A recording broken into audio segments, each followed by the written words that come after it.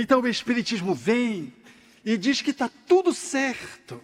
Outro dia eu estava atendendo uma companheira na nossa instituição, Jardim das Oliveiras, e ela estava trazendo, vejam quantos desafios, o esposo autista, o primeiro filho autista, depois os filhos gêmeos autistas, e um quartozinho veio normal, do ponto de vista daquilo que é a síndrome, porque o autismo não é uma doença, é uma neurodivergência, é uma atipia. Mas aqueles filhos que ela tinha, tinham comorbidades. E eu olhei aquela mulher e dei-me conta o quanto a vida, ela nos convida à solidariedade e à fraternidade. O quanto como mãe, ela se desdobrava, acolhendo o esposo, que era nível 1 de suporte, mas atendendo as filhas, que era precarizada, que precisava do atendimento para sair desse estado mais difícil, do espectro autista, e ganhar uma nova performance, tratando as comorbidades e poder viver na sua atipia normal do mundo que é chamado a viver com as suas diferenças. Olhando para ela, ficava me colocando no lugar dela ou dele, perguntando como é que eu daria conta de poder. É que Deus coloca você no lugar certo. Não tem fardo superior às forças. E a nossa encarnação, ela está no enquadramento de que está tudo certo. Uma vez eu atendia uma esposa de um colega também, ambos eram da área de saúde, ela era médica, ele era dentista. O primeiro filho nasceu surdo, o segundo nasceu surdo, o terceiro nasceu surdo. E ela engravidou do quarto. Quando engravidou do quarto, sem nenhuma exceção dos profissionais que ela consultou, sugeriram que ela fizesse aborto. Ela disse, eu estudei, doutor Alberto, não tem nenhuma tara.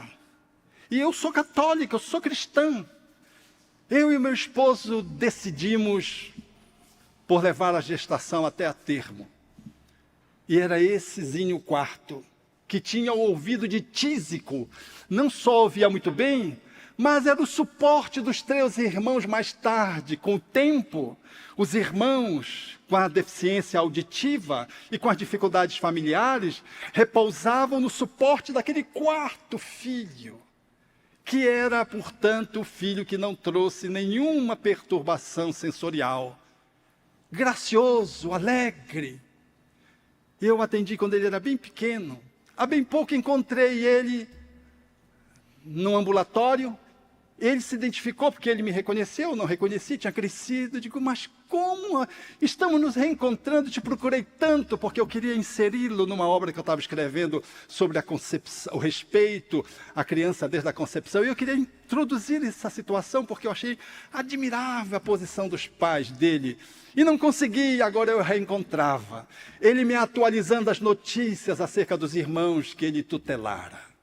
A vida faz tudo certo, meus amigos. Não tem dor a mais se nós não aumentarmos essa dor. E não tem desafios dolorosos a menos se nós necessitamos das consequências dos nossos atos que advêm. Mas se nós sabemos lidar, mesmo com essas encrencas do passado, com as encrencas do presente, como vi uma senhora me interpelando sobre o objetivo da vida, e ela dizia para mim o quanto era difícil compreender a vida. Mostrava a irmã, e a irmã, formosa, com seu rostinho bonitinho e tudo, mas quando eu fui examiná-la, ela era uma chaga só. Numa tentativa suicida em função de um drama afetivo, passional, ela ateou álcool e fogo. A parceria fugiu e ela foi tomada pelo fogo. Foi para a UTI, os médicos desenganaram, fez insuficiência renal, queimadura de 3º grau, e ela então, essazinha, com o olhinho, com a fisionomia como se fosse de uma santa, me disse assim, doutor Alberto, eu fui para um lugar tenebroso, era como se fosse um terminal, eu olhava e via tudo escuridão e eu ouvia gemidos, eu sabia que eu ia para ali, eu me ajoelhei e pedi à santa de que eu sou devota católica, Maria, Maria de Nazaré, consagrada em Belém do Pará. E eu orei, se me deu uma chance de voltar.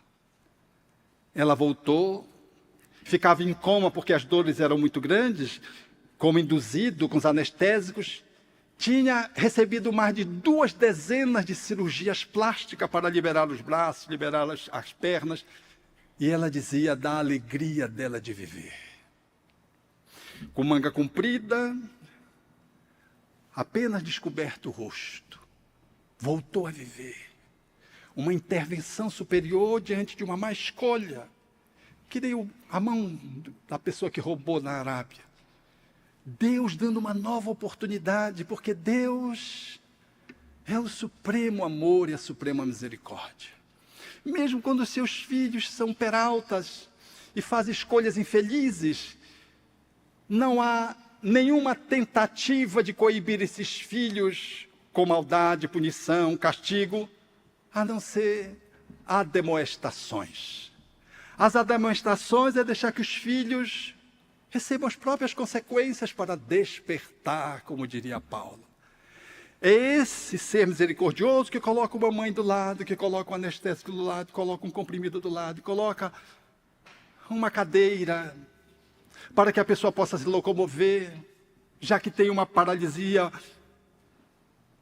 Às vezes coloca um anjo tutelar, que veio porque foi cúmplice daquela dor gerada. Às vezes não, porque foi alguém que por amor escolheu ajudar o ente amado e renasce como mãe, pai, para receber aquele espírito e ajudá-lo de volta ao bom caminho. Esses primeiros reclamam, os segundos não dizem nada, só abençoam.